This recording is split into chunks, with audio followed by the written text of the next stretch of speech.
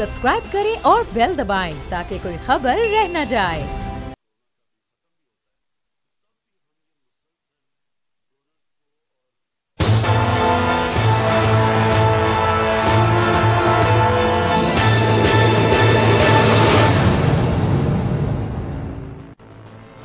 Good evening. मुल्क में सियासी हलचल, जोड़ तोड़ की फजा, कोई रूठ रहा है, किसी को मनाया जा रहा है, और इसी दौरान बीचों बीच कोविड-19 की एक नई किस्म की तशरीह लोगों ने एक नए अंदाज से उसके ऊपर क्रिटिसाइज करना शुरू कर दिया। उसके ऊपर बात करना बनती है और आज के इस खुसूसी नशिस्त में हमारे साथ मौजूद हैं वज़ीर मुमलिकत बराए माहौलियाती तब्दीली मोहतरमा ज़रताज गुल वज़ीर साहिबा। ज़रताज, बहुत शुक्रिया, thank you very much for being with us, और बड़ा अच्छा लगा आज आप काफ़ी दिनों के बाद शो पर आई हैं। ये फरमाइएगा कि ऐसा क्या हुआ कि एक ऐसी खातून जिन्होंने डेरा गाजी खान में मार्का मारा, खोसा ख़ानदान जो कि एक बहुत बड़ा सियासी ख़ानदान है, उसको आपने शिकस्त दी, और पिछले तकरीबन कोई 10-11 साल से तो मैं मुसलसल आपको देख रहा हूँ कि आप लाइव खिताबात करती हैं, वहाँ पर लंबी लंबी तकरीरें करती हैं।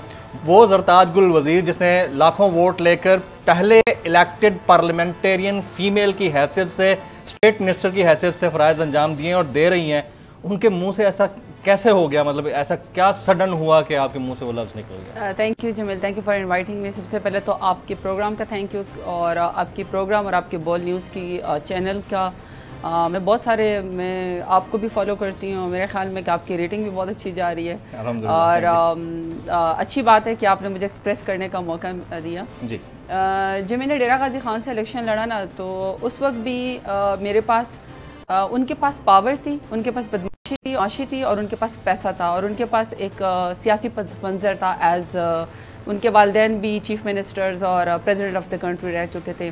मेरे पास में एक ISF फॉर यूथ की टाइग्रेस थी। मैं स्टूडेंट लाइफ से पॉलिटिक्स करती थी। मेरे पास एक जुनून था, विजन था कि मैंने कभी भी ड्राइंग रूम में बैठ के पाकिस्तान को गालियाँ नहीं देनी। सिस्टम को अगर मैंने ठीक करना तो मैं खुद लड़ के ठीक करूँगी।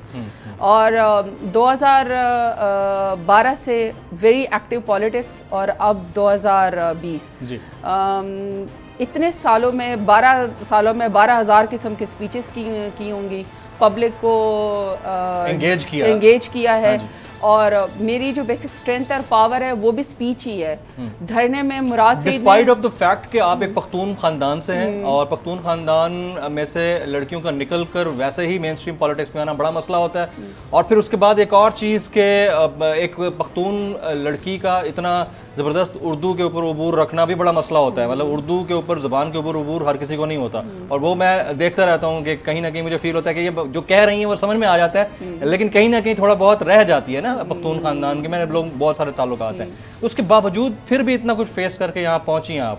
तो अगेन वो कैसे हो गया? ये वाकया हुआ क्या है? आई मीन कोई ऐसी सडन चीज़ थी जिसकी वजह से आप ब्लैंक हुई, या फिर मिस इन्फॉर्मेशन थी? What was actually the thing? नहीं, वही बात है ना कि जब आप पब्लिक को 5-6 घंटे रोज़ाना या 10 घंटे फेस करते हैं, आप मीडिया के ऊपर भी आते हैं, आपने अपने पब्लिक के, अपने इलाके के लोगों के मसाइल भी हल करने होते हैं। 10,000 कॉल्स वहाँ से आ रही थी कि आपको कोई टेक्स्ट मैसेज, आपको मोबाइल के ज़रिए कोई बंदा कोई तकलीफ़ या वाली या कोई आपको ऐसी चीज़ भेज देता है। कोई किसी को नहीं पता होता कि हम साइमल्टेनियसली कितनी चीज़ों के जवाब दे रहे होते हैं और हैंडल कर रहे होते हैं।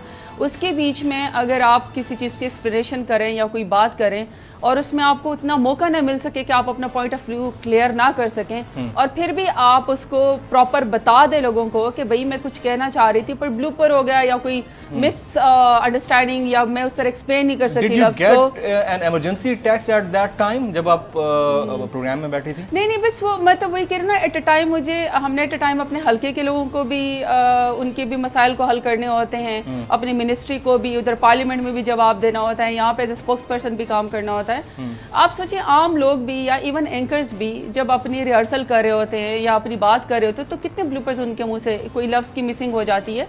तो मैंने इसके बावजूद भी मैंने उसको एक्सेप्ट किया, और मैंने कहा कि भाई मैं कहना कुछ और चाह रही थी, लेकिन फिर वही बात है कि it's part of the life. कोई 100% तो नहीं होती। आप 99 पॉइंट्स ठीक बोलते हैं, 1 पॉइंट आप गलत बोलते हैं, लेकिन इससे मुझे एटलीस्ट ये खुशी हुई कि कुछ लोगों की रोजी रोटी भी इसी से चल रही थी, कुछ लोग खुश भी इतने हुए हैं, मतलब करप्शन नहीं ढूंढ सके मुझ में। मैंने कोई किसी की फेवरेटिज्म नहीं की, मैंने कोई नेपोटिज्म नहीं की, मैंने कोई पाकिस्तान का माल लूट के नहीं खाया, मैंने कोई मिनिस्ट्री ऑफ क्लाइमेट चेंज में किसी को नौकरी नहीं दिलवाई, मैंने हमेशा मेरिट के ऊपर फैसले किए हैं, मैं लड़ती हूँ अपने अवाम के लिए, अपने हल्के के लिए, या लिफाफे नहीं दिए। तो वो उसमें अगर ऐसा हो गया और मैंने उसके ऊपर खुद अपने आप को मैंने एक्सेप्ट किया कि भाई गलती इंसान से हो जाती है, गलती इंसान से हो जाती है और किससे नहीं होती है।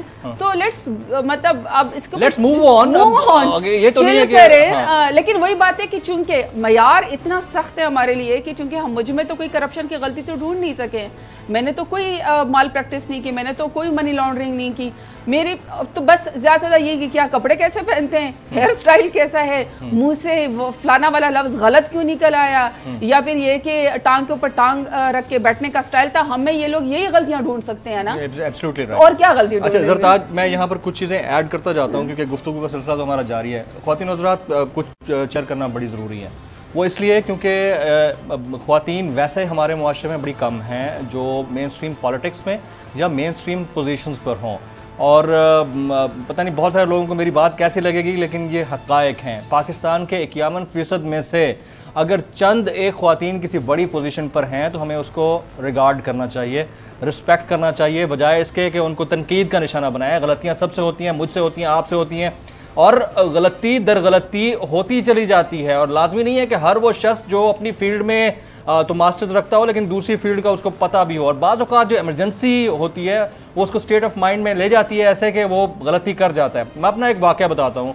I was in A TV channel और मुझे लाइव शो में बैठना था और मेरे सामने पाकिस्तान के एक मायानाज क्रिकेटर जावेद मियांदाद बैठे हुए थे। जैसे ही टाइटल प्ले हुआ उसी दौरान मुझे टेक्स्ट आता है कि आपकी खाला का इंतकाल हो गया। अब आप सोचिए कि उस वक्त एक एंकर जो लाइव जाने जा रहा हो 15 सेकंड बाद उसको टेक्स्ट मैसेज आता है उसको कि आपकी खाला का इंतकाल हो गया है। बिलीव यू मी, मैं जावेद मियांदाद का नाम भूल गया उस वक्त कि उनका नाम क्या है। यानी सामने बैठा हुआ बंदा, मैं उनका नाम भूल गया और मैंने कहा आप प्लीज़ अपना इंट्रोडक्शन करा दीजिएगा। उसके बाद मुझे ब्रेक लेने पड़ गई। तो हम लोग भी इंसान हैं, इसी तरह पॉलिटिशियंस भी इंसान हैं, इसी तरह दूसरे शोबाजात से ताल्लुक़ रखने वाले लोग भी इंसान हैं। वाक़या क्या हुआ, उस वाक़े के अंदर आप देख सकते हैं कि जो ज़रताज ने जो बोला है उस बोलने के दौरान ये बिल्कुल महसूस किया जा सकता है कि वो फील कर गई है कि गलत हो गया, लेकिन हो गया अब क्या हो सकता है। देखिए ज़रा मुलाहिज़ा कीजिए ज़रताज ने क्या कहा। और इस तरह के वाक़यात पहले भी होते रहे हैं। आपने शर्मिला फारूकी साहिबा की एक वीडियो देखी होगी जिसमें एक रेसिपी का तस्करा होता है और उसमें चिकन की बजाय एक फ़िश का मामला निकल पड़ता है और वो सुपर वायरल हो जाता है कि इंडिया के मीडिया ने भी उसको इतना हाईलाइट करना शुरू कर दिया। मतलब थोड़ा सा हमें भी एहतियात करनी चाहिए सोशल मीडिया पर बैठकर कि हमारी माएँ बहनें बेटियां हैं। ज़रा देखें शर्मिला फारूकी साहब के साथ क्या हुआ था। और हम किसी एक वाक़े की वजह से किसी की कॉम्पिटेंस को गेज नहीं कर सकते। ये गेज करने का कोई पैमाना हो ही नहीं सकता। वाक़यात हर किसी के साथ हो सकते हैं। जैसे मैं अगर लाइव टेलीविज़न पर बैठा हूँ, मेरे मुंह से अगर एक लफ्ज़ निकल जाता है तो इसका मतलब ये है कि मेरे पिछले 15 साल का करियर तबाह हो गया, ख़त्म हो गया। उसके ऊपर इंडिया अगर रिपब्लिक टेलीविज़न के ऊपर बैठकर ये लिखना शुरू कर दे कि स्टेट मिनिस्टर पाकिस्तान की, उनके मुंह से कोविड-19 की डेफिनेशन क्या निकली, क्या डिफ़ाइन किया था किसी ने उसको। मतलब ये चीज़ें जो है ना, ये आप देखें कि आप और हम लोग किसको कितना मौका देते हैं। एक ट्वीट है और पाकिस्तान के एक एंकर है, हमारे कुलीग हैं, मैं नाम नहीं बताना चाह रहा लेकिन वो ट्वीट में दिखा देता हूँ। ये दिखाइए ज़रा, ट्वीट दिखाइएगा। ये लिखते हैं कि मारूफ गुलकार ब्रायन एडम्स का ज़रताज गुल से रब्ता, मशहूर गाने समर ऑफ 69 में 69 की तशरीह अपनी तरफ से ना करने की दरख्वास्त। अब ये ट्वीट एक एंकर को जो टेलीविज़न पर बैठता है उसको ज़ेब देता है। हमारे अपने घर के अंदर हमारी बहनें बेटियाँ बैठी होती हैं। मैं ज़रा इस चीज़ से इज्तनाब और एहतियात करनी चाहिए। बहुत कम ख़वातीन हैं जो बड़ी पोजीशंस पर हैं, हमें उनको रिगार्ड और रिस्पेक्ट देनी चाहिए। ज़रताज, योर टेक ऑन दिस। आपने ट्वीट्स देखें किस तरह क्या लोग बोल रहे हैं। आई मीन के लोगों को तो बस मौका चाहिए। अगर वो कोई टॉप ट्रेंड ऐसे चला लेते ना कि फॉर एग्ज़ाम्पल कोविड-19 से हमने लड़ना कैसे, हमने SOPs के ऊपर ख्याल कैसे करना है, या अगर वो अच्छा क्रिटिसिज्म आप तब करें जब मैंने अपनी गलती को माना ना हो। मैंने खुद कहा है कि मैं एक्सप्लेन कुछ और करना चाह रही थी और ये हो गया, मिस्टेक है, हो गई है ना। या तो ये कि फॉर एग्जांपल अभी सीरियस ये कि क्या किसी को कितना नुकसान हुआ। अभी ख्वाजा आसिफ साहब ने असम्बली में तकरीर की और उन्होंने कायद-ए-आज़म रहमतुल्लाह अलैह को अपने मनी लॉन्ड्रर जो नवाज शरीफ है उसके साथ मिलाया और उन्होंने कहा कि उनकी तकरीर आप सुने, उन्होंने ये कहा कि उनके भी एसेट्स बियॉन्ड मींस थे, खुदा न ख्वास्ता कायद आज़म रहमतुल्लाह अलैह कि ये फाउंडर ऑफ द कंट्री की बात हो रही है, बाबाए कौम की बात हो रही है, जिन्होंने ये मुल्क कलमा ला इलाहा के नाम पे हमारे लिए बनाया था। और उन्होंने कहा कि जी उन्होंने इसको अपने लीडर नवाज शरीफ, जिनको नाअहल करार चुकी है, जो कि सादिक और अमीन नहीं है, सुप्रीम कोर्ट ने उनको पनामा केस में कहा, उन्होंने इसका सीगा मिलाया कायद आज़म रहमतुल्लाह अलैह से। क्या ये आप अपनी, और ये उस मिनिस्टर की या उस एमएनए की मैं बात कर रही हूँ जो बड़ी हाई पोजीशन पे, जो who is with grey hair, जिनके एज हमसे बहुत ज्यादा है और वो कितनी दफा कैबिनेट के मिनिस्टर रह चुके हैं। वो किसी से भी हो सकती है, गलती भी हो या अगर डेलिब्रेट भी है, व्हाटएवर। नहीं, क्या उन्होंने इस चीज पे माफी मांगी? सही बात। क्या इस बात पे उन्होंने कि आप अपने एक मनी लॉन्ड्रिंग करने वाले को या अपने एक जो पनामा केस में और फिर एसेट बियॉन्ड मीन्स में वो मनी ट्रेल ना दे सके हो, नवाज शरीफ साहब जो कोर्ट से नाअहल हो चुके हो कि वो दियानतदार नहीं है, अमीन नहीं है, उसको आप बाबाए रहमत कायद आज़म रहमतुल्लाह अलैह से मिला रहे हैं? तो मैं सिर्फ कहना ये चाहती हूँ, आप लोग तो एक्सक्यूज करते हैं, वो लोग ये भी नहीं करते। आप ये कहना चाहते हैं, और मैं तो सिर्फ ये कह रही हूँ, देखिए सिंपल इज दैट, चूंकि मुझ जैसे जो यंगस्टर्स हैं वो चूंकि उनके पीछे कोई काली फाइलें नहीं होती हैं, कोई करप्शन नहीं की होती, मनी लॉन्ड्रिंग नहीं की होती है, हमारा कोई ऐसा इशू नहीं होता जिससे छुपा के हमें कोई डर और खौफ हो। तो चूंकि हम जीरो से स्क्रैच करके अपने इलेक्शन लड़के यहाँ तक पहुंचे हैं, तो वो स्टेटस को के जो नालायक औलादें हैं, जो एक पर्ची के जरिए बन जाती हैं, एक पूरे के पूरे पार्टी के लीडर बन जाते हैं, एक पूरे सूबे को लीड करते हैं और उनको प्लेट में रख के उनको पार्लियामेंट में पहुंचा दिया जाता है, उनके लिए और रसूल, हमारे लिए और रसूल। क्या कोई ट्रेंड सेटिंग, फॉर एग्जांपल कोविड-19 है, पाकिस्तान उससे लड़ रहा है, क्या कोई इसके बारे में उन्होंने कोई ये जो लोग भी ट्वीट करे या क्या इन्होंने इसके बारे में पूछा क्या उससे बिलावल भुट्टो जरदारी से? वो तो ऑक्सफोर्ड से पढ़े हुए हैं ना, वो तो एक पार्टी के चेयरमैन हैं और वो उनकी 12 साल से सिंध के अंदर हुकूमत भी है। क्या उन्होंने ये बात जो करके कि उन्होंने कहा कि फेडरल गवर्नमेंट की कोविड-19 एक साजिश है, ये कहा है उन्होंने कि जी फेडरल गवर्नमेंट की एक साजिश है जिसकी वजह से कोविड-19 पाकिस्तान में फैल रहा है, जानबूझकर फैलाया गया, ये जानबूझ के फैलाया। तो क्या एक जो ऑक्सफोर्ड से पढ़ा हुआ और एक चेयरमैन हो, क्या उसके बारे में इनकी सख्त है? राइट। तो मैं अच्छा जरदार, इस तरफ आते हैं, बिलावल साहब और विफाक और सिंध के मामले के ऊपर तो आते हैं, लेकिन जरा थोड़ी सी हम बात ये ट्रोलिंग वाले मामले के ऊपर कर लें, क्योंकि मैं इस पर बड़ा डिटेल में आपसे बात करना चाह रहा हूँ। यानी अब देखें कि गुज़िश्ता दोपहर से, कल दोपहर से मुसलसल ट्रोलिंग चल रही है, ट्रेंड टॉप पे रहा, जरताज गुल वजीर और पता नहीं उससे रिलेटेड बहुत सारे ट्रेंड्स टॉप पे रहे। तो ऐसा नहीं है कि ये ट्रोलिंग का जो ट्रेंड शुरू हुआ है, इस ट्रेंड में अब खुद पाकिस्तान तहरीक इंसाफ भी किसी तरह फंसती नजर आती है, ऐसा तो नहीं है? जमीन, मुझे लगता है कि ट्रोलिंग जो है ना, मतलब एक बच्चा जिसके 5 फॉलोअर हों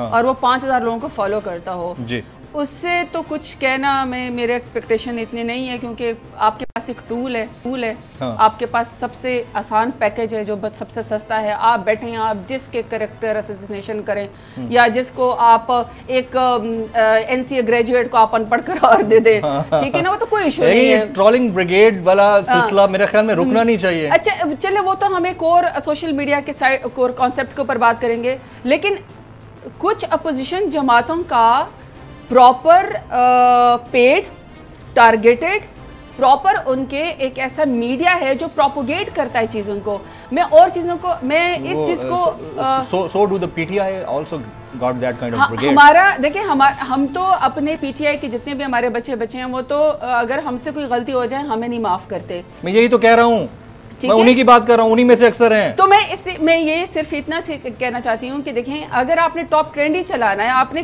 वो करना ही है, तो आप इस पे क्यों नहीं चलाते हैं कि जी आप पब्लिक कर लें कि जी मतलब मेरी हुकूमत में शुगर माफिया के खिलाफ इंक्वायरी भी शुरू हो गई, रिपोर्ट भी पब्लिक हो गई, और जिसके जो मिलाफाइड इंटेंशंस थे या जो क्रिमिनल प्रोसीजर्स थे वो हमने उस महकमे को 90 डेज के अंदर हवाले भी कर दिया कि हमें उसके ऊपर रिपोर्ट आएगी। पहली दफा हुकूमत शुगर माफिया के खिलाफ खड़ी हुई, और पहली हुकूमतें तो खुद यानी माफिया थी।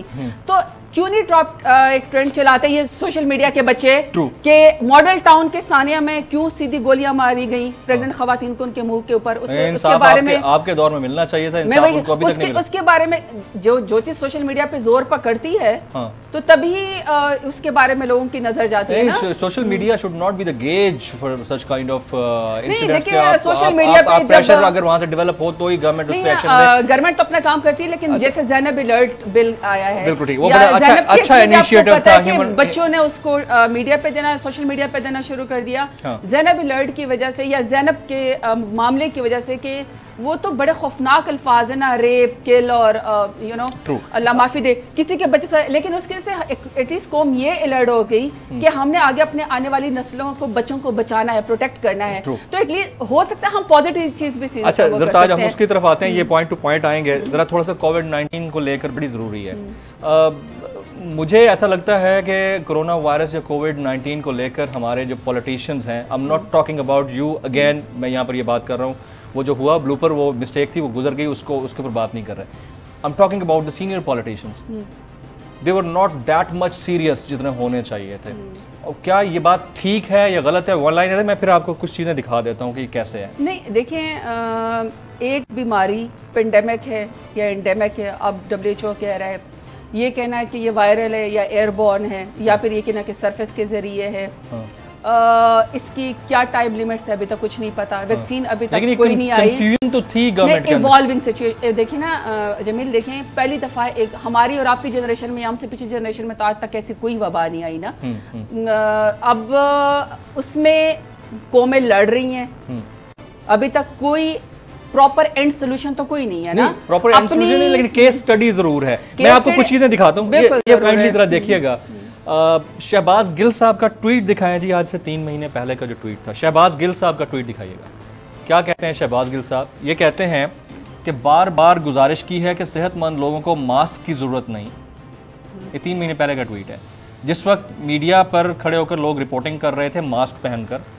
उस वक्त वो ये कह रहे थे कि बार बार गुजारिश की है कि सेहतमंद लोगों को मास्क की ज़रूरत नहीं, अगर टीवी पर हम ये दिखाएंगे तो अवाम और परेशान होंगे। 1 ये आपने मुलायजा कर लिया, ये ट्वीट है, इसको आप देख भी सकती हैं, ये ट्वीट किया उन्होंने। जरा साउंड बाइट सुनाइएगा जी। मोहम्मद मालिक साहब के शो में क्या कह रहे थे डॉक्टर जफ़र मिर्ज़ा साहब, और किस तरह से उन्होंने कहा कि हंच कहती है कि ये मुल्क इस चीज़ से निकल जाएगा, यानी उन्होंने कहा कि अंदेशे या इम्कानात के ऊपर वजारत सेहत जैसे चल रही है। दिखाइएगा, साउंड बाइट दिखाइए प्लीज़। अच्छा, अब मामला सिर्फ जफ़र मिर्ज़ा साहब का नहीं है, ये कन्फ्यूजन अक्रॉस द बोर्ड देखी गई है, और कन्फ्यूजन नहीं होनी चाहिए थी। 4 ऐसे ममालिक हैं जिनमें ख़वातीन चीफ एग्जेक्टिव्स थी, और उन लोगों ने कोरोना पर काबू पाया, पूरी दुनिया ने देखा उसको। और हमारे मुल्क के बड़े ही ज़ाहिर है कि इतना 22 साल जिद्दोजहद के बाद एक शख्स को तब्दीली के नैरेटिव के ऊपर हुकूमत मिली, लेकिन वहाँ पर भी, उस ऑफिस के अंदर भी हमने थोड़ी बहुत कन्फ्यूजन देखी, बल्कि बहुत ज़्यादा देखी। देखिए कि फ्लू के हवाले से प्राइम मिनिस्टर का क्या स्टेटमेंट था।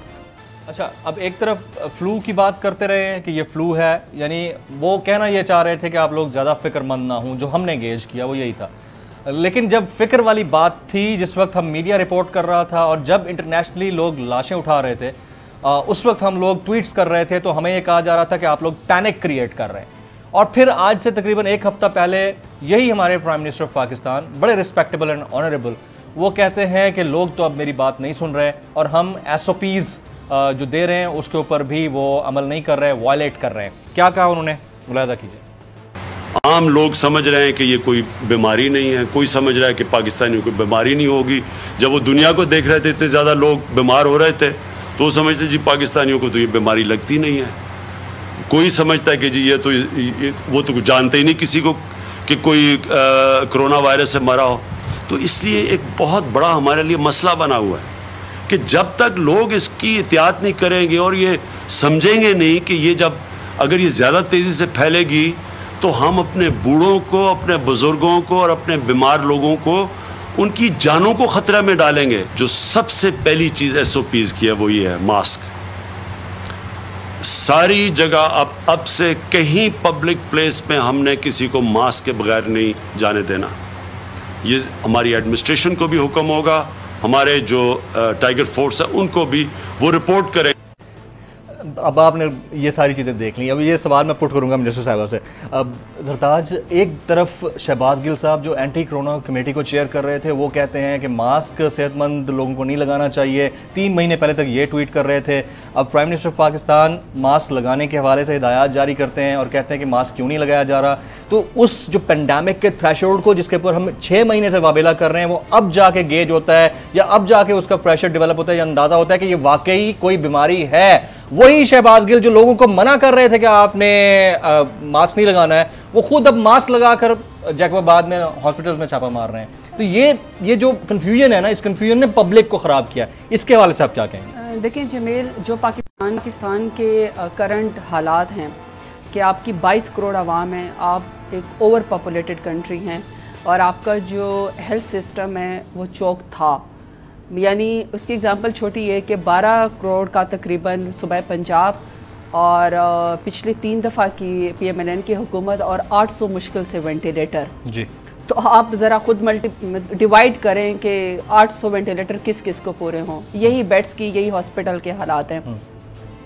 अब ऐसे में प्राइम मिनिस्टर इमरान खान का अपने पब्लिक में पैनिक न फैलाना, जाहिर बात है जब 22 करोड़ आवाम पैनिक कर जाएगी तो वो जब तमाम हॉस्पिटल के ऊपर बोझ जाएगा तो ऑटोमेटिकली आपका पूरा हेल्थ सिस्टम डिफरेंट थिंग्स, एक तो है पैनिक क्रिएट करना, एक है पब्लिक को real situation, real time situation के हवाले से खबरदार रखना कि आपने ये करना है, बहुत मुश्किल है। लेकिन इसमें जो कंफ्यूजिंग स्टेटमेंट्स हैं उससे क्या हुआ है कि एक आम आदमी, मैं तो पब्लिक में आता जाता रहता हूँ, आप भी आती जाती रहती हैं, जाहिर है, एक आम आदमी जिसने उस प्राइम मिनिस्टर जो कि तब्दीली के नैरेटिव पर है, जिनकी बात पर यकीन करते हैं, उनकी कंफ्यूजन की वजह से वो खुद कंफ्यूज हुए हैं। लोगों ने फिर पता नहीं क्या क्या पार्टीज में जाना शुरू कर दिया, खाने पीने एक साथ शुरू कर दिए। तो ये बड़ा कंसर्निंग चीज नहीं, देखिए जमील, मैं सिर्फ बात ये कर रही थी कि हमारे उस हालात के मुताबिक प्राइम मिनिस्टर इमरान खान की बेहतरीन स्ट्रैटेजी ही थी और है।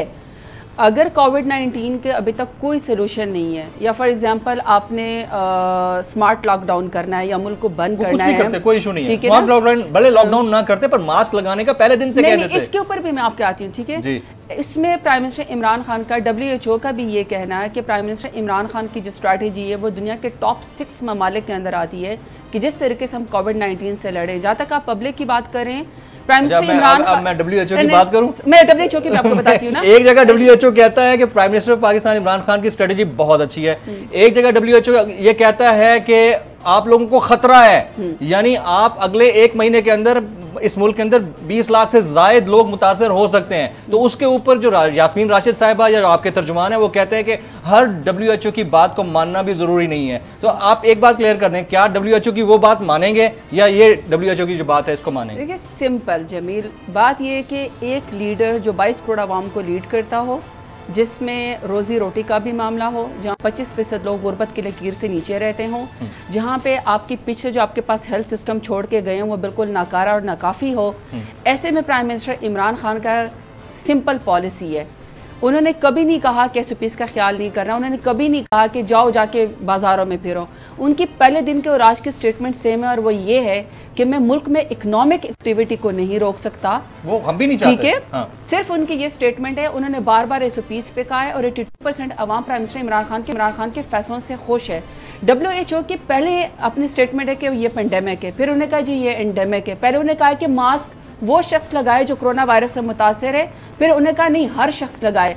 WHO जो हमें स्टेटमेंट देता है उसमें देखें जमील, आपके पास 15,000 रुपए है, मैं आपसे कहूं कि आपने 15,000 सिर्फ और सिर्फ दवाइयां खरीदनी है, लेकिन आप मुझे कहें कि मैंने 15,000 में अपने घर का राशन भी पूरा करना है, मैंने अपने घर के बिल भी देने हैं यूटिलिटी के, मैंने अपने बच्चों की फीस भी देनी है, इसके अलावा मैंने अपनी दवाइयां भी खरीदनी है। तो जो प्राइम मिनिस्टर इमरान खान है वो WHO को फुली फॉलो करते हैं, लेकिन जाहिर बात है उन्होंने सिर्फ एक एस्पेक्ट नहीं देखना, कोरोना से भी हमने मरने नहीं देना, हमने गुर्बत से भी मरने नहीं देना। अच्छा जरताज, यहाँ ब्रेक और ये जो आपने कहा है ना, मैं ये देखें, ये मैं आपको ये जो आपने या डॉक्टर शहबाज गिल की या हमारे लोगों की, ये वही इवॉल्विंग सिचुएशन है, कोई रिस्क फ्री सोल्यूशन नहीं है। ये खुद WHO ने पहले कहा कि वो लोग मास्क पहने जिनको कोरोना वायरस है, फिर उन्होंने कहा कि हर शख्स मास्क पहने। प्राइम मिनिस्टर इमरान खान ने तो पहले दिन से मुल्क में हेल्थ इमरजेंसी नाफिज है। मुझे एक ब्रेक लेना है जी, उसके बाद हमारे पास पूरा टाइम है, हम डिटेल में इसको बात करेंगे। ख्वातीन-ओ-हज़रात, यहाँ वक्त हुआ ब्रेक का। ब्रेक के बाद जब वापस आएंगे तो यही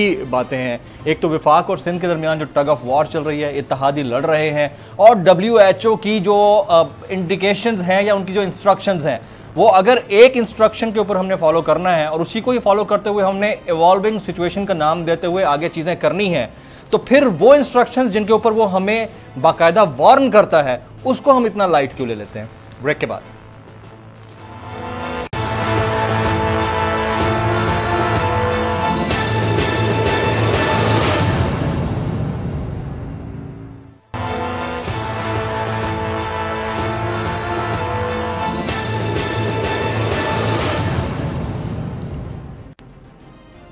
वेलकम बैक। वज़ीर मुमलिकत बराए माहौलियाती तब्दीली ज़रताज गुल वज़ीर आजकल सुपर वायरल हुई हैं, पूरी दुनिया में चर्चा है उनका।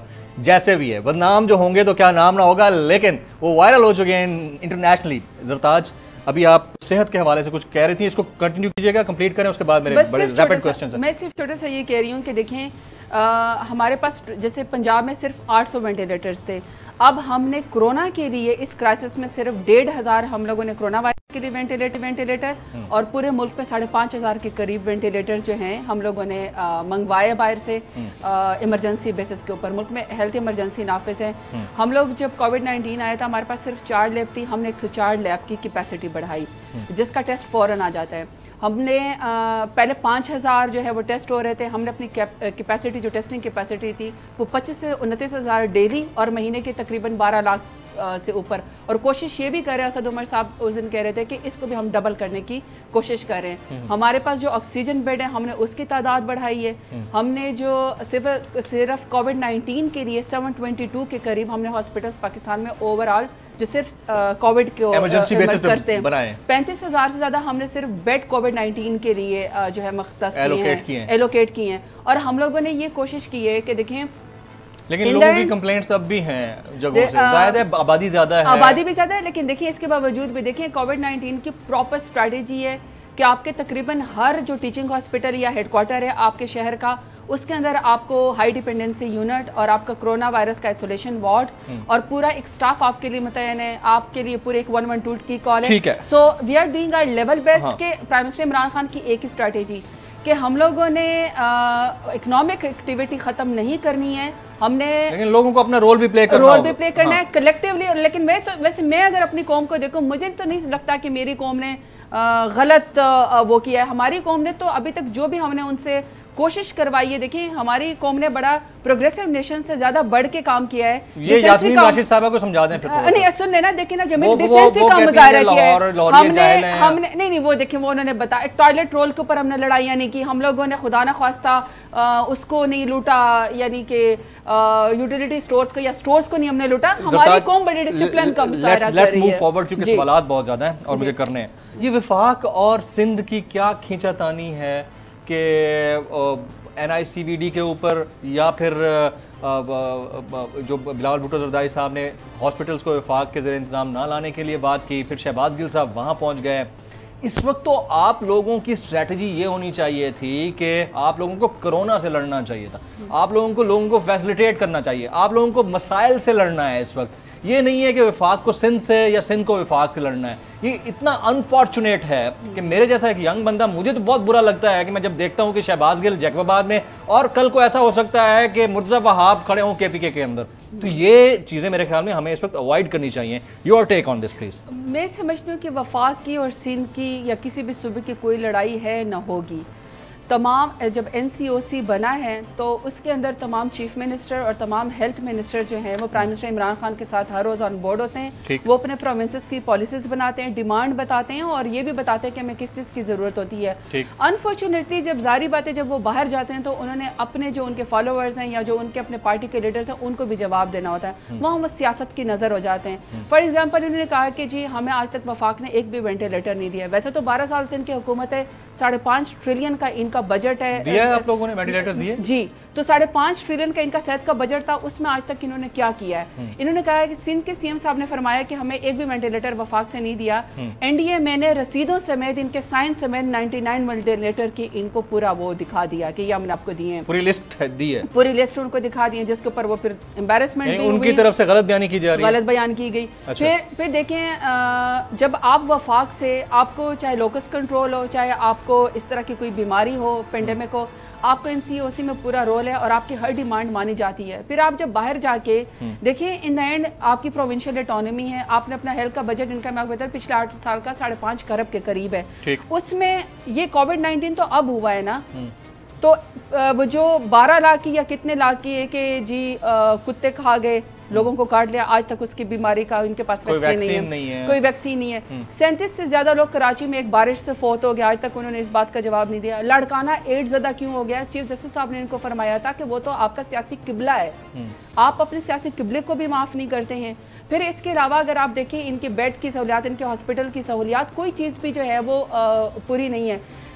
लड़ाई ये नहीं है, व्हाट आई वांट टू से इज के लड़ाई जो चल रही है, ये लड़ाई ही है ना कि रोजाना बैठकर सियासी बयानात उधर से भी इधर से भी है ना। देखो, ये शहबाज गिल साहब किस कैपेसिटी में जैकबाबाद में जाकर बंद हॉस्पिटल्स का विजिट कर रहे हैं, रिपोर्ट कर रहे हैं वहां? अच्छा, मेरा सवाल है, इसका जवाब देना प्लीज। मैं आपको उसकी वजह बताती हूँ। देखिए, इनसे कुछ हॉस्पिटल बिल्कुल भी नहीं चल रहे थे सिंध से हुकूमत से, सुप्रीम कोर्ट ने उसका वो लिया, नोटिस लिया और कहा कि अगर फेलियर है, सिंध हुकूमत नहीं चला सकते तो वफाक उसको अपने अंडर ले ले। इन्होंने कहा कि जी सिंध ने कहा कि वफाक हमें अपना हिस्सा नहीं देता।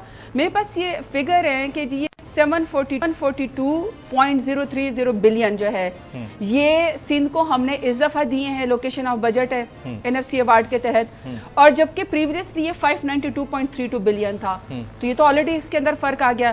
फिर कराची के 18 मनसूबों के लिए जो है 162 अरब हम लोगों ने दिए हैं, और जो हॉस्पिटल की आप बात करें आई थिंक वो 15 बिलियन के करीब है, मैं उसका मैं देख लेती हूँ, और वो भी इसलिए कि वफाक ने, क्योंकि इनसे चलाए नहीं जा रहे थे, तो वफाक ने, वरना हम तो चाहते हैं वो लोग खुद चलाएं, लेकिन सुप्रीम कोर्ट ने उसका नोटिस लिया था।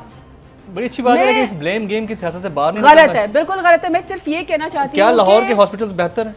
आप वहां पे जाएं, आप देखें कि फिर वही बात है, पंजाब में हमें पहली दफा हुकूमत मिली है, सिंध में इनकी 12 साल से हुकूमत है, ये बात मानने वाली है, नहीं हो सकता। इसके बावजूद भी एजुकेशन को अगर आप देख लें, हेल्थ को आप देख लें, तो उस पे टॉप पे केपीके और पंजाब ही है। Absolutely right. और मेरे ख्याल में जितना एक्सपोज सिंध के अंदर, इंटीरियर सिंध के अंदर मैंने किया खुल के, और मैं जाके वहां गए, मेरे ट्वीट्स भी आप देखती रहती होंगी, लाहौर की भी हालत कोई इतनी अच्छी नहीं है मैडम। मैं आपको कुछ चीजें दिखाता हूँ, मेरा प्रोड्यूसर अगर मुझे देख रहे हैं, जरा लाहौर का जो हॉस्पिटल का मामला है, ये जरा साउंड बाइट दिखाइएगा ना, लाहौर के लोग कितने परेशानी में मुब्तला हैं, दिखाइए।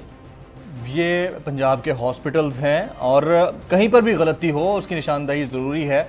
तो ब्लेम गेम से निकलकर अगर हम ये करना शुरू करें कि मसाइल के खात्मे की तरफ तवज्जो दें, तो शायद मसाइल बेहतर हो जाएं। हमारे वसाइल तो इतने नहीं है, लेकिन मसाइल कम होना शुरू हो जाएं। मैडम, एक तो डॉक्टर साहब हैं, ठीक है, MS थे, DMS थे, और पंजाब के ही हॉस्पिटल के हैं, पंजाब में से, और एक मेयो हॉस्पिटल में वाक़या हुआ है कि लाश वापस करने के 5 लाख रुपए मांग रहे हैं। वालदा को छोड़ के गए थे, 1 घंटे बाद आए, उनकी लाश हवाले किया उनके। अच्छा, ये सिचुएशन है, ये रियल टाइम सिचुएशन है, it's a threat and it's a covid situation. Pandemic के दौरान हमें ये वाकयात सुनने को मिल रहे हैं। इस दौरान अगर शहबाज गिल जैकबाबाद के किसी हॉस्पिटल में खड़े होकर बात कर रहे हो, तो मेरे ख्याल में ये अखलाकी तौर पर भी ठीक नहीं है, और वैसे भी मुल्क की जो मईशत है वो आपको इजाज़त नहीं देती है कि आप एक दूसरे के साथ लड़ते रहें। इन चीज़ों को हल करें, सॉर्ट आउट करें। शहबाज गिल साहब उन्हीं हॉस्पिटल्स में गए होंगे जिनका कंट्रोल सुप्रीम कोर्ट ने वफाक को दिया है, जो सिंध हुकूमत नहीं चला सकती थी, जिसके लिए प्रॉबेबली 10-15 बिलियन जो है हमारी हुकूमत ने एलोकेट भी किया है इस बजट के अंदर, वो उसका दौरा कर रहे होंगे। अगर सिंध हुकूमत चला सकती है खुद ही, नहीं चला सकती तो सुप्रीम कोर्ट ने हमें दे दिया। अच्छा, अब पंजाब के हॉस्पिटल, जी, अब आपने पंजाब के देखिए, पंजाब में इस वक्त तकरीबन तमाम लोगों को हेल्थ की फैसिलिटीज हासिल हैं। इक्का दुक्का वाकया जो आपने मुझे ये दिखाए हैं, इट्स वेरी सैड। ये पहुंचाएं तो सही आप PM, जरूर, ये जरूर पहुंचाएंगे, जरूर पहुंचाएंगे। लेकिन मैं आपको जमील एक बात बताऊं, देखिए ना, रैश बिहेवियर दोनों साइड से, देखिए डॉक्टर्स के ऊपर भी बहुत ज्यादा प्रेशर है। हमारे डॉक्टर्स फ्रंट लाइन जो हमारे डॉक्टर हैं, उनको हीरोज कहते हैं हमारे, लेकिन अगर इंडिविजुअल जो बिहेवियर्स हैं वो इस तरह से हों कि आप किसी खातून के साथ बात करने की, आप देखें मेरे साथ सामने भी तो खातून बैठी हैं, और मैं बजाय एक कॉमन एक पाकिस्तानी टाइप का एंकर बन के आपके ऊपर बैशिंग शुरू करता है, मैंने उस तरह से बिहेव किया जिस तरह एक पढ़े लिखे बंदे को बिहेव करना चाहिए। थैंक यू जी। इस सोसाइटी के अंदर लोग हैं, बट अगर ये रवैया पनप रहा है तो इसको एडमिनिस्ट्रेटिवली ठीक किसने करना है? मैंने तो नहीं करना ना। एडमिनिस्ट्रेटिवली हमने ठीक करना है, लेकिन मैं सिर्फ आपकी एग्जांपल ये दे रही थी कि मसला ये है कि लोग महदूद हैं घरों तक, ज़्यादा उनको बाहर जाने की आज़ादी नहीं है। फिर उनके लावाकिन जो होते हैं, जब उनका कोई मरता है या उनको डेड बॉडी देने में या उनको एंटरटेन जब नहीं करते हैं, उनके उसको प्रेशर है हॉस्पिटल्स के ऊपर, तो जारी बात है वहाँ पे आपस में मिसअंडरस्टैंडिंग हो जाती है दोनों साइड पे, चाहे वो मरीज़ के लावाकिन है, क्योंकि ये एक्स्ट्राऑर्डिनरी सिचुएशन है, अनयूजुअल सिचुएशन नहीं है। मुल्क में हेल्थ इमरजेंसी इस वक्त नाफिज हैं। इस वक्त पाकिस्तानी कौम बल्कि पूरी दुनिया इस वक्त लड़ रही है। किसी भी जगह पर भी पूरे मास्क या पूरे प्रोटेक्टिव गियर या फिर वेंटिलेटर्स या इस तरह की चीज़ें पूरी दुनिया में इस वक्त कम है, शॉर्टेज है। तो वहाँ पे भी पाकिस्तान इस वक्त अपनी बेहतरीन कोशिश कर रहा है। तो वहाँ पे दोनों साइड का म्यूचुअल बिहेवियर आता है कि दूसरे की रिस्पेक्ट करे और हम कोशिश और अगर इस तरह के कोई वाकयात हो रहे हैं तो उसका नोटिस आप लोगों को लेना चाहिए, यास्मीन साहबा को पहुंचाएं और प्राइम मिनिस्टर ऑफ पाकिस्तान तक भी बोल न्यूज के इस प्लेटफॉर्म से, हमारे शो आपने पहुंचाना है और इस पे एक्शन होना चाहिए। हाजिर आपके लिए होगा, लेकिन आप ये बात याद रखिए कि पंजाब में तमाम हॉस्पिटल्स के अंदर फैसिलिटीज मौजूद है। कोशिश भी कर रहे हैं और तमाम लोगों को तमाम डिस्ट्रिक्ट में कोशिश करें कि तमाम लोगों को इंसाफ जो हेल्थ कार्ड है वो मिले, सेहत इंसाफ कार्ड लोगों को मिले, ताकि उनकी एक हेल्थ इंश्योरेंस उनको मिल जाए। 7,65,000 उसकी वो हो गई है, हर जगह पहुंचाने की कोशिश करें। और जो प्राइम मिनिस्टर इमरान खान का एहसास प्रोग्राम है, देखें वो पहले 180 बिलियन का था, इस दफ़ा उसको 805 कर दिया। और एहसास कैश प्रोग्राम की पूरी दुनिया भी तारीफ करी है, उसमें भी सिंध का हिस्सा है। हाईएस्ट 87 बिलियन सिंध को दिया गया है और लोगों को मिले भी है। मैडम ब्रेक लेना चाहता हूँ मैं, एक ब्रेक का वक्त हुआ, बाद जब वापस आएंगे तो इत्तेहादियों का जो रोना है, रूठना और फिर मनाया जाना, और हर जून के अंदर एक जो तूफान बर्पा हो जाता है, बल्कि क़यामत बर्पा हो जाती है, उससे फिर ये हुकूमत किस तरह से निकलेगी और ये जो चहमगोइयाँ चल रही हैं कि हुकूमत गई कि अभी गई, इसके ऊपर बात होगी। ब्रेक के बाद साथ रहिएगा हमारे।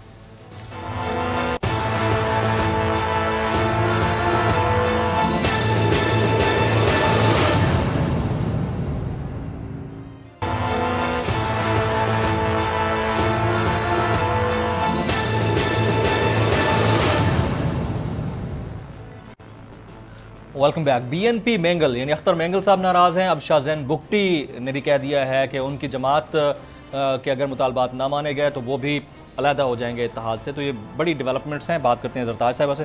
ज़रताज साहबा, ये मान जाएंगे लोग, ये जो आप लोगों से रूठ गए हैं और ये हर साल जून में रूठते मनाते रहते हैं, मानते रहते हैं? मान जाएंगे, क्योंकि एलाइस के साथ हमारी बड़ी अच्छी कोलैबोरेशन है। और अभी जो प्राइम मिनिस्टर इमरान खान ने एक बड़ी सीरियस कमेटी उनके साथ बात करने के लिए, देखें जो हमारे एलाइज है ना, उनका अपना भी तो एक पार्टी का एजेंडा भी है जी। तो उनके अपने भी फॉलोवर्स हैं। और फिर जब वो हमारे साथ एज एलाई आए, इसका ये मतलब तो नहीं कि उन्होंने 100% किसी चीज़ पे एग्री कर दिया।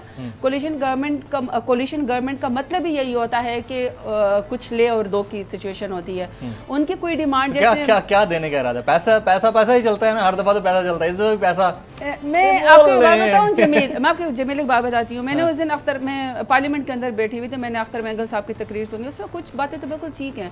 फॉर एग्जांपल वो अगर कहते हैं कि मिसिंग पीपल, अगर वो अबडक्शन नहीं होनी चाहिए, जिसके ऊपर भी जो केस सामने चलना चाहिए। फिर जो उन्होंने कहा कि हमारे साथ 1947 से कुछ वादे किए गए थे, लेकिन फिर हमारे पूरे नहीं हुए। जारी बात उसका मैं तो हिसाब नहीं दे सकती, लेकिन ऑन दी होल फेडरेशन को ये जरूर देखना चाहिए कि छोटे सूबे जब हमसे नाराज होते हैं तो हम लोगों ने उसको जरूर मेन स्ट्रीम पॉलिटिक्स में भी लेकर आना और उनको कौमी धारे में रखना है, ये नेशनलिज्म का तकाजा है। तो अगर हमारे से वो मान जाएंगे वो कितने दिन लगेंगे? मान जाएंगे। कोई हेडलाइन दे दें हमें, ब्रेकिंग न्यूज दे दें, कितने दिन लगेंगे? 2 दिन, 3 दिन, 4 दिन, 1 हफ्ता, इसी हफ्ते? मेरा शेख रशीद साहब वाला तजर्बा तो नहीं है जो मैं आपको दिन में बता, लेकिन पॉलिटिक्स में इसलिए मान जाते होते हैं। पक्के रूठने वाले नहीं है। नहीं, पक्के क्यों रूठेंगे? देखिए अभी तक हमने अपने एलाइस की जो डिमांड है अभी तक पूरी की। अगर थोड़ी सी ऊंच नीच होगी और उनका ख्याल है कि उनकी उस तरह मदद नहीं हो रही तो वो हम ज़रूर उसको पूरी करेंगे। अलबत्ता मेंगल साहब को ये ज़रूर सोचना चाहिए कि अगर आज उनसे पीपल्स पार्टी और मौलाना फजल रहमान जो है वो रब्ता कर रहे हैं, तो ये वही पार्टीज़ हैं जिन्होंने सेनेट का एक ही चेयरमैन अभी तक आया है, यंग बहुत अच्छे वो हैं सेनेट के चेयरमैन हैं जो बलूचिस्तान को रिप्रेजेंट करते हैं। वफाक के इतने बड़े इकाई जो है मतलब सेनेट के चेयरमैन हैं, उनको जो वोट ऑफ नो कॉन्फिडेंस था उसमें ये सारी पार्टियां शामिल हैं। तो यानी अगर बलूचिस्तान से एक बंदा भी वहां से इलेक्ट होकर अच्छी पोजीशन पे आ जाए और ये उनकी एलाइज पार्टियां उनको नुकसान पहुंचाने की कोशिश करें, तो आप देखिए कि मफाद परस और मौका परस दो दोस्तों के रूटने में कैसे कैसे फायदे उठाते हैं। ठीक है, अच्छा, कुछ लोग समझते हैं कि सिंथिया डी रिची जो मुसलसल ठीक ठाक इल्जामात लगा रही हैं पीपल्स पार्टी के ऊपर और फिर PMLN के ऊपर भी लगना शुरू हुए, ये समझते हैं, ये मेरी राय नहीं है, लोग ये समझते हैं कि इसके पीछे शायद पाकिस्तान तहरीक इंसाफ है मुबैना तौर पर। इज दैट राइट परसेप्शन और रॉन्ग? नहीं, मैंने तो वैसे ऐसे परसेप्शन जमील नहीं सुना, ये अगर है भी मैंने सुना है इसलिए मैं आपसे गलत परसेप्शन है। एक खातून जो सारा टाइम पाकिस्तान को प्रमोट करती हैं और ब्लॉग लिखती हैं और वीडियोस बनाती हैं, और एक खातून जो कि कोई अंडर एज भी नहीं है, एजुकेटेड खातून है, सहाफ़ी हैं, ब्लॉगर हैं, और वो अपनी उस पर प्रॉपर इंटरव्यू में अपने सेंसेस में रह के किसी के बारे में कोई इल्ज़ाम लगा रही हैं, तो उसका हम उनको कैसे वो कर सकते हैं? वो तो एविडेंस और टाइम के लिहाज से बता रही हैं। तो पाकिस्तान तहरीक इंसाफ का तो एक इंडिपेंडेंट बंदे से जो कि खुद एजुकेटेड हो और खुद एडल्ट हो और वो कोई एक्यूजेशन करा, तो उसका हमारे से तो कोई ताल्लुक नहीं है, सिवाय इसके ऊपर के जो एक्यूज्ड है उसको जवाब देना चाहिए। ठीक है, आप ये बताइए कि लूटी हुई दौलत कब वापस आएगी? पब्लिक तो अब तब्दीली की उम्मीद और उम्मीद के बाद फिर उम्मीद का मादूम होना उस हद तक जा चुकी है। ये जो मैं ग्रास रूट लेवल पर लोगों से मिलता हूँ उनकी बातें हैं, क्योंकि आखिरी होप खान साहब थे और शायद रहेंगे। जिस तरह का पॉलिटिकल सेटअप पाकिस्तान के अंदर था, उस सेटअप को लेकर इनहेरिटेड जो पॉलिटिक्स थी उससे लोग मायूस थे और अब भी हैं। तो अगर आप लोगों ने भी मायूसी की तरफ उनको धकेल दिया तो बाकी पीछे रह क्या जाएगा? क्यों फिर वो लूटी हुई दौलत वापस नहीं आ रही? क्यों लोग नहीं पकड़े जा रहे? गिरफ्तारियां क्यों नहीं हो रही? और अगर सिस्टम ठीक नहीं हो पा रहा या अगर आप निजाम के अंदर रिफॉर्म्स नहीं ला पा रहे तो उसकी हिंड्रेंस की वजह क्या है? I need a quick comment ताकि अगला सवाल फिर आपसे। क्विक कमेंट तो यही है कि देखें, प्राइम मिनिस्टर इमरान खान के ऊपर पूरी आवाम का एक ट्रस्ट है और ट्रस्ट रहना भी चाहिए, क्योंकि एक शख्स ने जब KPK में भी हुकूमत थी और अभी भी वो उन्होंने, उनकी काबीना ने मुझ समेत उनके चीफ मिनिस्टर्स ने अपनी कोई ज़ाती जायदाद नहीं बनाई, अपनी कोई शुगर मिलें नहीं बनाई, अपने कोई माल प्रैक्टिसेस नहीं की, कोई करप्शन नहीं की। देर से देर जो सिस्टम के अंदर होती है, चाहे वो पैसे दौलत जो लूटी हुई उसको वापस लेकर आना या माफियाज के खिलाफ लड़ना, जब एक सिस्टम 70-72 सालों से करप्ट हो, वहाँ पे फिर माफिया इकट्ठे मिल जाते हैं और जो सच्चे लोग होते हैं वो अकेले रह जाते हैं। लेकिन इसके बावजूद भी अभी तक भी माफिया के ऊपर हाथ डालना, उनकी तमाम रिपोर्ट्स को पहली दफ़ा पब्लिक करना, फिर उन चीज़ों को उन इदारों के को दे देना जिन्होंने उसको यानी जो भी क्रिमिनल प्रोसीजर्स हो उनको कटहरे में लाकर खड़ा करना, मैं समझती हूँ ये भी पहली दफ़ा प्राइम मिनिस्टर इमरान खान की वजह से हुआ है। उम्मीद ज़रूर इसलिए होनी चाहिए कि ये मुल्क हमारे आबाओ अजदाद ने लूट मार के लिए नहीं बनाया था, अपने मेफेयर के फ्लैट के लिए नहीं बनाया था, अपनी 2 शुगर मिलों से 102 शुगर मिलों के लिए नहीं बनाया था, ये उन्होंने नई नस्ल के लिए बनाया था। और नई नस्ल के लिए मैं समझती हूँ प्राइम मिनिस्टर इमरान खान एक होप है, रहेंगे। 2023 के अंदर जिंदगी तो फैसला ज़रूर होगा। अवाम अपने जो शऊर है और अवाम अपना जो एक उनका लेवल ऑफ ट्रस्ट है किसी भी पार्टी के ऊपर और किसी लीडरशिप के ऊपर, वो वोट है, उसके जरिए उठा के बाहर भी फेंकती है, उठा के अंदर भी सिस्टम के अंदर लेकर आती है। सो हमने अवाम को जवाबदेह होना है, वी आर आंसरेबल, और इंशाल्लाह हम अपने हद तक अपने टारगेट पूरे करेंगे। 2 और इम्पोर्टेंट क्वेश्चंस, एक ये कि सिंध ने ग्रेड 1 से ग्रेड 16 तक तनख्वाहों में इजाफा किया सरकारी मुलाजमीन की। विफाक की जानिब से उम्मीदें थीं, पंजाब की जानिब से, लेकिन लोग उसके ऊपर भी आपको क्रिटिसाइज़ कर रहे हैं, यानी पाकिस्तान तहरीक इंसाफ को एज ए गवर्नमेंट, उसके ऊपर आप कैसे रिस्पॉन्ड करेंगी? दूसरा, मसला कश्मीर का क्या हुआ?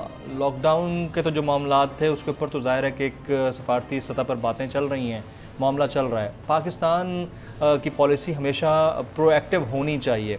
अभी शामिल कुरैशी साहब का स्टेटमेंट है कि भारत पाकिस्तान में स्लीपर सेल्स मुतहरिक कर सकता है, तो हम इतना प्रोएक्टिव क्यों नहीं हो पा रहे जितना हमें होना चाहिए? Zardaz. Well, thank you Jameel, thank you for reminding it of it. जाहिर बात है कोविड-19 की वजह से बहुत सारी चीज़ें पीछे रह गई हैं, लेकिन जो आपकी एक नेशनल पॉलिसी है उनको बार बार मीडिया के ऊपर और लोगों के पास रिवाइव होना चाहिए, क्योंकि जो कश्मीरी जब शहीद होते हैं वो पाकिस्तान की वजह से शहीद होते हैं, और वो जब शहीद होते हैं वो कहते हैं हमारा जस्ते खाकी पाकिस्तान के झंडे में लपेट दिया जाए। तो उस पर हमारी नेशनल पॉलिसी तो एक ही है कि कश्मीर पाकिस्तान का हिस्सा है और उनको हम लेके रहेंगे इंशाल्लाह, लेके रहेंगे, और हक खुद इरादियत का उनको हक मिलना चाहिए अक़वाम मुत्तहिदा के मुताबिक। सो हमें we should keep on hammering it. तो ये तो आपने बड़ी अच्छी वो की। दूसरा आपने तनख्वाहों के बारे में देखिए क्विक कीजिएगा, टाइम कम है। एक्स्ट्रा ऑर्डिनरी सिचुएशन है। मेरे आधा ख़ानदान जो सारे गवर्नमेंट ऑफिसर्स हैं, पेंशनर्स भी हैं। देखें जिस उसके अंदर बजट के अंदर कोई नया टैक्स ना लगाए हों, लोकली 18 अरब जो इनडायरेक्ट टैक्सेस हैं वो माफ़ कर दिए गए हों, जब आपका करंट अकाउंट डेफिसिट $20 बिलियन से आप उसको 3 पे ले आए हों, जब आपने 5000 अरब का पिछले हुकूमत का कर्जा वापस कर दिया हो, जब आपने एक्सपोर्ट बढ़ा रही और आपने इंपोर्ट जो है कम कर दी हो, आपने पहली दफ़ा प्राइमरी बैलेंस को बराबर किया, आपने पहली दफ़ा स्टेट बैंक से बोरिंग ना की हो, आपने कोई सप्लीमेंट्री ग्रांट ना दी हो, आपके वज़रा और आपके प्राइम मिनिस्टर हाउस का खर्चा इंतहाई जो है वो करोड़ों के अंदर कट डाउन हो गया हो, वहाँ पे पेंशनर्स जब अच्छा टाइम आएगा तो ज़रूर हम बढ़ाएंगे। सिंध की हुकूमत बेशक उन्होंने बढ़ाया हो, लेकिन फिर ये बताया ना कि उन्होंने फिर वो प्राइम मिनिस्टर इमरान खान ने एहसास के फालत में जो है वो कैश 12,000 दिया। पंजाब में करप्शन हुई, $500,000 रुपए का कमीशन बीच में मारते वो बताया कि वो 12 अरब की गंदुम इनकी कहाँ चली गई। लाइटर नोट, एक आखिरी सवाल, मैं अल्लाह खैर करे, लंबी बात हो जाएगी। आपने कहा था कि मौसम अच्छा हो तो इसके क्रेडिट खान साहब को जाता है। मुल्क में पूरी दुनिया में कोरोना आ गया, उसके बाद फिर मुल्क में टिड्डी दल आ गया, इसका क्रेडिट या इसका ब्लेम हम ट्रंप पे डालें या खान साहब पे डालें? Lighter note please. Lighter note पे जमील, मेरा जो रेफरेंस है ना वो हुजूर सल्लल्लाहु अलैहि वसल्लम है। उन्होंने एक जगह पे फरमाया था कि बेटियां और बारिश रहमत होती हैं, इंसान उसको जहमत समझता है। तो मैंने उस रेफरेंस पे मेरे बारे में सोशल मीडिया पे ये फेमस था कि जब से ये मौसमियात के वज़ीर बनी है, मौसम खुशगवार है, तो मैंने हंसते हुए लाइटर कह दिया कि नहीं, प्राइम मिनिस्टर इमरान खान की वजह से हैं। उसका कॉन्टेक्स्ट ये था और मेरा ईमान भी यही है। देखें, अगर आपने अपनी मनसूबाबंदी ना की हो, आपने डैम्स ना बनाए हों 40 साल से, अगर आपने कोई बैराज ना बनाए हों, अगर आपने किसी पॉलिसी के ऊपर काम न किया तो बारिश ने तो आना है, वो तो एक नेचुरल फिनोमेना है। आपने नहीं बंद बांधे हुए ना, तो आपने उसको जहमत बनाया है।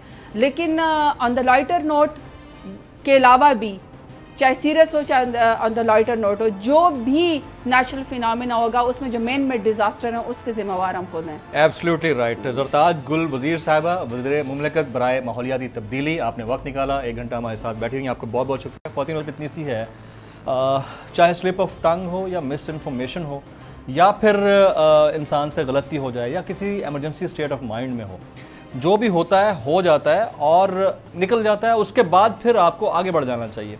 ये नहीं कि हम हैमरिंग इतनी ख़तरनाक लेवल पर करें कि दुश्मन भी उससे फ़ायदा उठाए, दोस्त भी उससे फ़ायदा उठाए, इंटरनेशनल मीडिया को हेडलाइंस मिलना शुरू हो जाएं और लोग ये कमेंट करना शुरू कर दें कि आपके तो मिनिस्टर्स का जो लेवल ऑफ अंडरस्टैंडिंग या एजुकेशन है वो ये है। ये ज़रूरी नहीं है कि जमील फ़ारूकी को ये पता हो कि एक पिच की लेंथ कितनी होती है और उसके एक साइड पर खेलने वाला दूसरी साइड पर अगर चौका मारेगा तो कितनी लेंथ पर होगा, वो शायद खान साहब को पता होगा, मुझे इतना पता ना हो। और शायद मैं एज एन एंकर अगर अपने ब्रॉडकास्ट के हवाले से जितनी डिटेल दे सकूँ वो शायद उतनी खान साहब ना दे सकें। तो ये बातें आपको रियलाइज़ कर लेनी चाहिए और इसके ऊपर अगर हमारी ख़वातीन किसी मकाम पर हैं तो उन्हें हमें रिस्पेक्ट और रिगार्ड देनी चाहिए। जमील फ़ारूकी को आज के इस प्रोग्राम से ज़्यादा